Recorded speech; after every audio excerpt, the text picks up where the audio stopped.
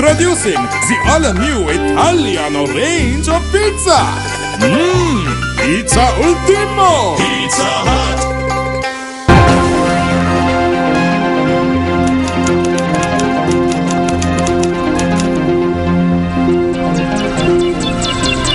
Bringing you the very latest from across the nation and around the world, this is your Primetime News Bulletin. I'm Shane Silva. I'm Sonali Wanigabaduge. Turkish Prime Minister Tayyip Erdogan struck a defiant tone in the face of the biggest public challenge to his 10-year rule after clashes erupted in cities across the country as people protested against his leadership. Turkey has been rocked by demonstrations that began in and around Istanbul's Taksim Square and turned violent after police sought to clear protesters using tear gas and water cannon.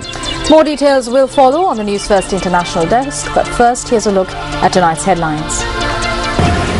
A proposed amendment to the Constitution tabled in Parliament in the form of a private member's bill. Special Provisions Bill on the registration of voters passed in Parliament without a vote.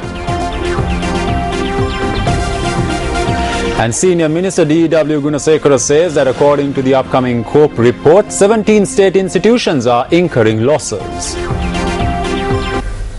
On to the news in detail. JHU parliamentarian Venerable Atturaliye Ratanathera tabled a proposed 21st amendment to the Constitution in Parliament today in the form of a private member's bill. Parliamentarian Range Bandara seconded the motion. දෙක ගරු පූජ්‍ය අතුරුලියේ රතනහිමි පනත් කෙටුම්පතක් ඉදිරිපත් කරු කතානායකතුමනි 21 වන ආණ්ඩුක්‍රම ව්‍යවස්ථා සංශෝධන පනත් කෙටුම්පත මම ඉදිරිපත් කරමි. යෝජනා ඉස්තර කරන්න.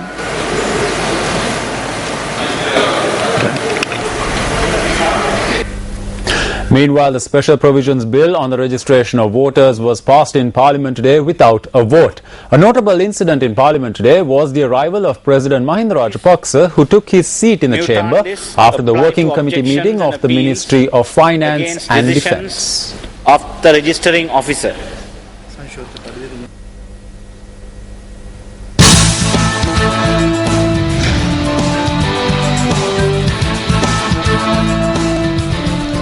Indian Prime Minister Dr. Manmohan Singh has assured the DMK that India will study the implications on any changes to the 13th Amendment to Sri Lanka's constitution and communicate its views to the island nation. In a letter to DMK President M. Karunanidhi, the Prime Minister of India said that though it was a matter in which a decision would be taken by political parties in Sri Lanka, India would certainly consider its implications.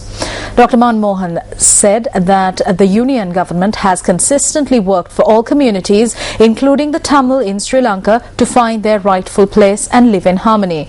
Karunanidhi, in his letter to the Indian Premier on the 3rd of June, had sought India's intervention in implementing the Rajiv Gandhi Jayawardena Accord of July 1987.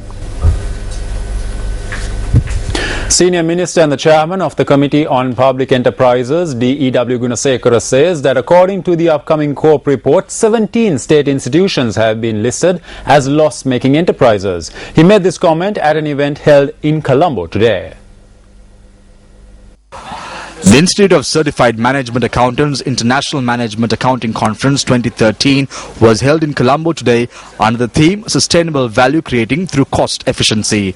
The keynote speaker at the event was Senior Minister D.W. Gunasekara. I am in the process of finalizing my COPE report to be presented to Parliament on July 9th.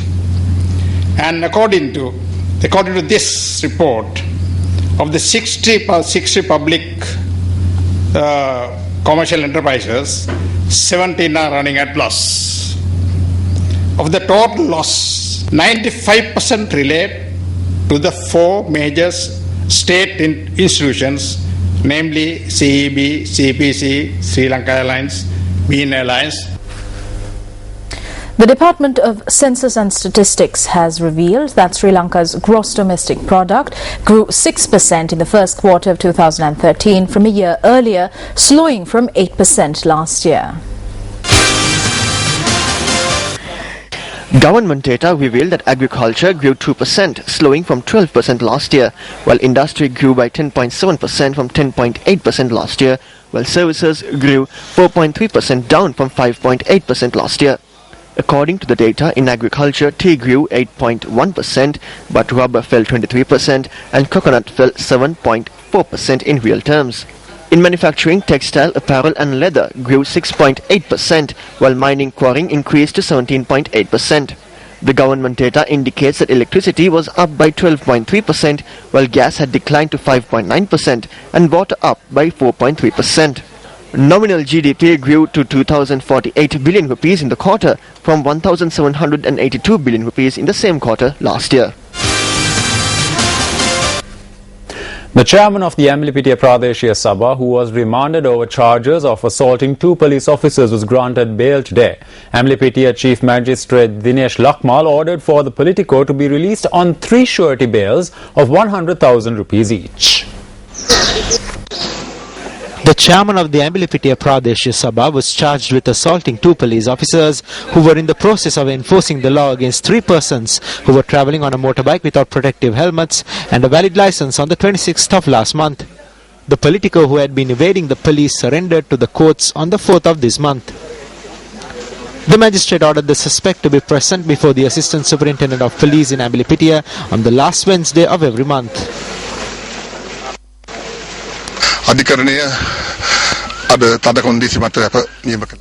Bail was granted under the strict conditions imposed by the courts.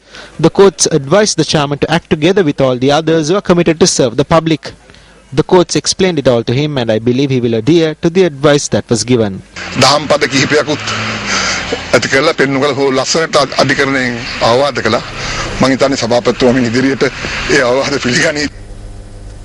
Demonstrations were held in several areas today to protest against an incident where a Northwestern provincial councillor had allegedly come to the Navodaya school in Navagatte-Gamuwa armed with a club and made a teacher kneel before her class.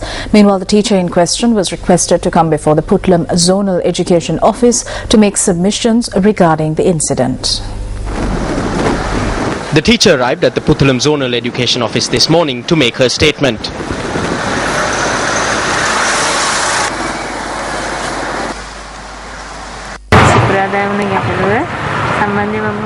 I was very upset with the incident that occurred on Friday. It was reported in the media and then the President spoke to me. I think the President got to know of this incident through the media. The investigation is ongoing and I hope that a fair and just decision will be reached. Meanwhile, a protest was held opposite the Ananda National School in Puttalam today with the participation of the tutorial staff of the school to object the punishing of the teacher at the Navodaya school in Navagatte-Gamuwa. This is a shocking incident. As teachers, we condemn this. It was this teacher's task to ensure the good behavior of the children. We ask that the relevant authorities intervene in this issue and ensure that a fair and just decision is reached. The tutorial staff of the Anamadua Central College also staged a demonstration today against the incident.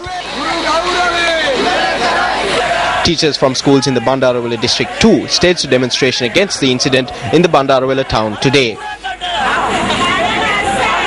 The tutorial staff of the Pannal National School staged a demonstration opposite the school during the midday recess today. Meanwhile, Minister of Civil Aviation Services Piyankara Jayaratne too commented on the matter today.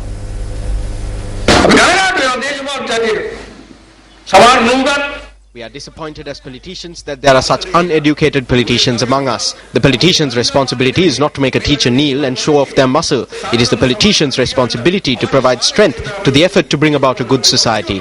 Some politicians who act in such a crude and uncouth manner have put a black mark on politics as a whole. We are a disciplined and law-abiding party.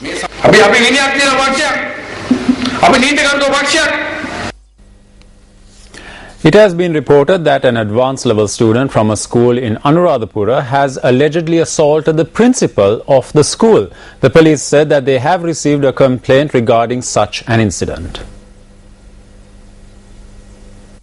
It has been reported that the assault had taken place when the principal had looked into a mistake committed by the student when the student had arrived at the school this morning.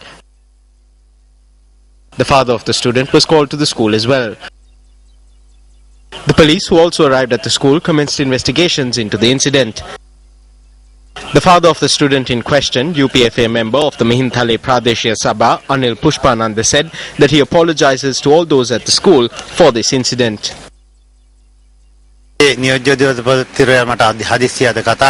The deputy principal called me over the phone. He informed me that a group of advanced level students had had a falling out with the principal. I went to the school at once. When I arrived at the school, the teachers had gathered around. I inquired into the matter from the principal. He told me that a group of students had caused trouble and fled. I told him that I will agree to any form of punishment imposed on my son. If my son committed a wrong, it is a wrong. If some harm is caused to the school as a result of my son, I consider it as a great crime. I have withdrawn my son from the school of my own will.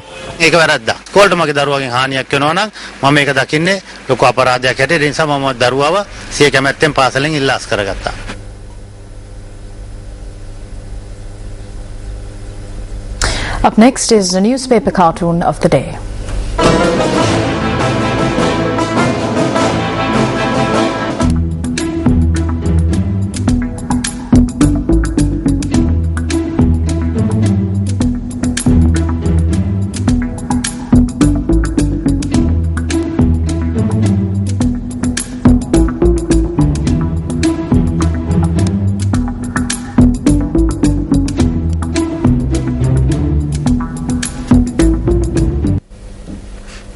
Minister of Higher Education S.B. Dissanayake says that the government will continue to extend its fullest support towards the development of the non-state higher education sector in Sri Lanka. He made this statement at the first session of the British Council's South Asia series, which was held in Colombo today.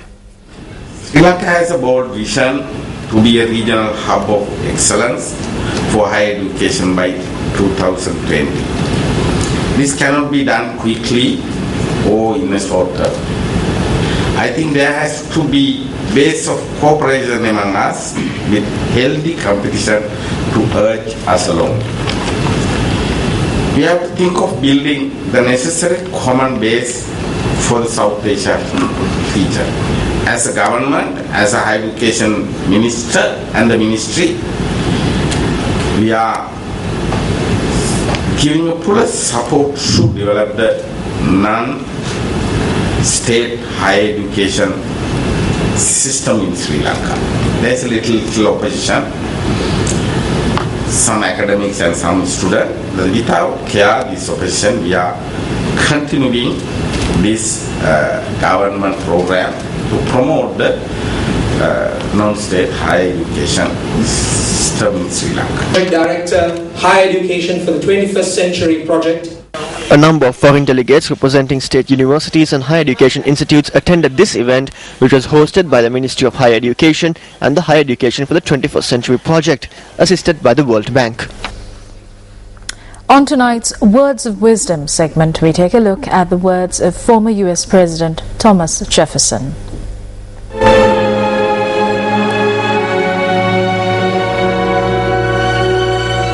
Educate and inform all the people. They are the only sure reliance for the preservation of our liberty.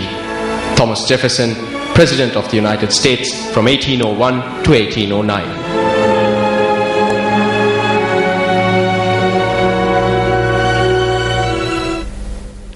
Coming up later on in the news.